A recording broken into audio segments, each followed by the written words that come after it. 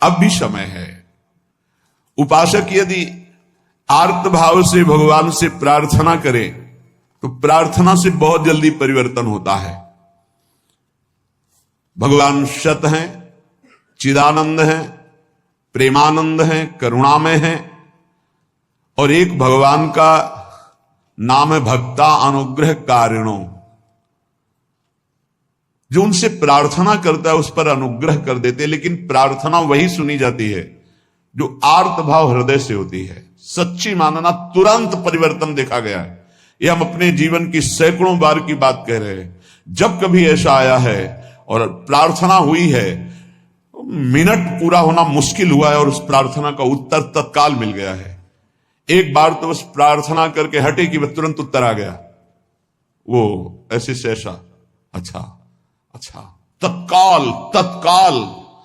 बस अंतर यह होता है कि हम हृदय से प्रार्थना नहीं कर पाते। हमारी प्रार्थना कपट जाल से युक्त होती, इसलिए प्रभु मोहि कपट छल छिद्र न भावा। सच्चिदानंद रूपाय भक्तानुग्रह कारिणो माया निर्मित विश्वाय महेशाय नमो नमः। हे नाथ, आप सच्चिदानंद में हैं, सच्चिद आनंद में। तात्पर्य, हम आपको कुछ दे सके ऐसी सामर्थ्य नहीं।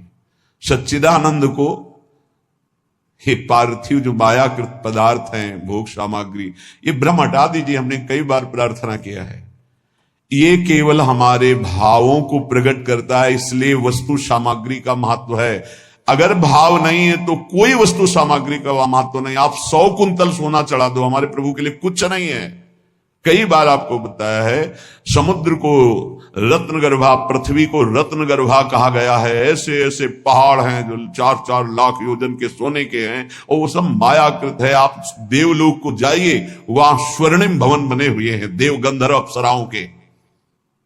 अमरावतीपुरी कैसी बनी हुई है, पढ़ करके महाभारत में देखिए कैसी देवराज इंद्र की सभा है, कैसी वरुण जी की सभा है, कैसी लोकपाल अग्नि की, वायुदेव की, होश उड़ जाएंगे। और ये सब मायाकृत है। ऐसे प्रभु को हम क्या दे सकते हैं?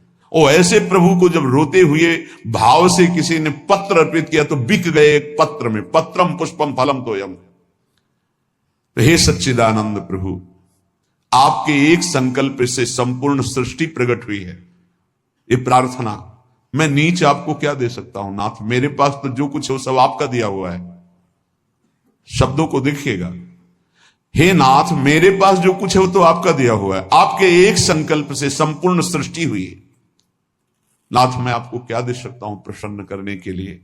आप मुझ पे अपनी तरफ से, अपनी कृपा से प्रसन्न हो। जब मैं शरीर की तरफ देखता हूं तो रोगा हरंति सततम प्रबला शरीरम कामादयोप्यनुदिनम प्रदहंति चित्तम मृत्युश्च नृत्यति सदा कलयन् दिनानि तस्मात् त्वमद्य शरणं मम दीन बंधो। अब अगर हम विचार करें शरीर के लिए तो नाथ, शरीर में कोई न कोई परेशानी बनी रहती है।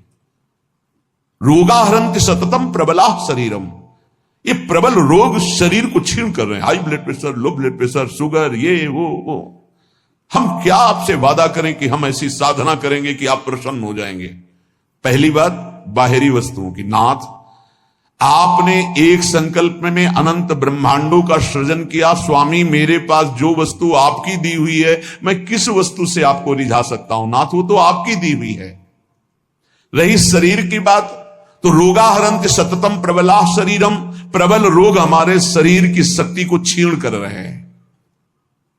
अंदर आए सूक्ष्म शरीर, तो कामादयोप्यनुदिनम प्रदहंति चित्तम, ये काम, क्रोध, लोभ, मोह, मद, मत्सर इतना गंदा किए हैं अंदर की, हम कैसे आपको कहें कि हम अंदर से आपका ध्यान धर पाएंगे?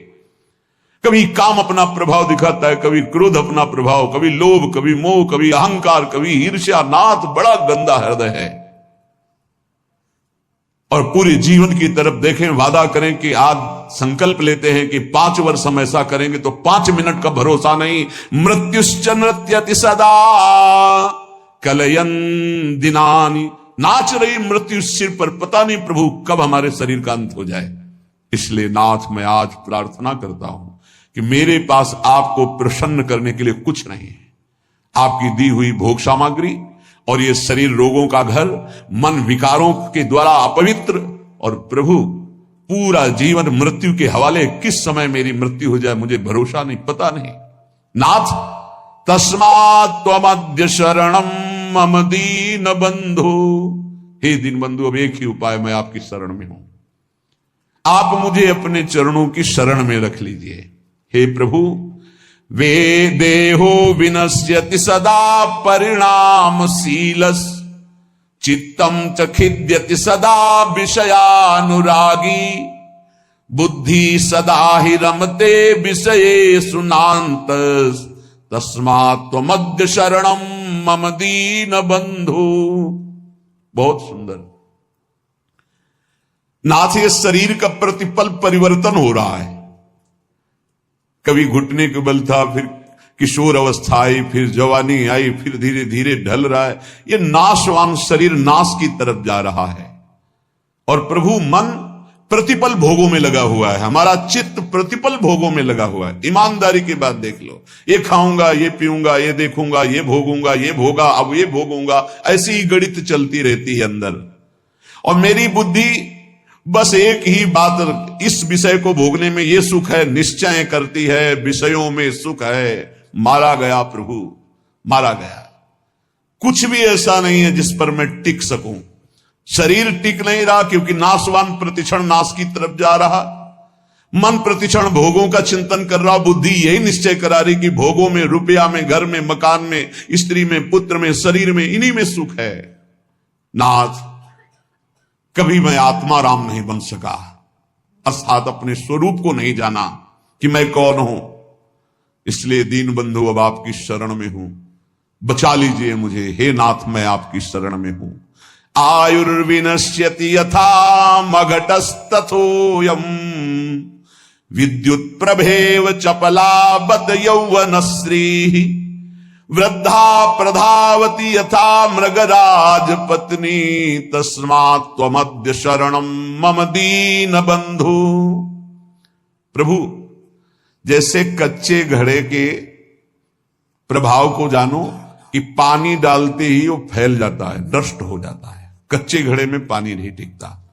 नाथ, इस तरह मेरा शरीर है, कच्चे घड़े की तरह, पता नहीं कब फूट जाए। जैसे पानी का बुलबुला बढ़िया दिखाई दे रहा है, लेकिन किस क्षण फूट जाए उसका भरोसा नहीं। बिल्कुल ऐसे ही विद्युत प्रभेव चपला बत यौवनश्री, ये जवानी, ये वैभव बिजली की तरह है।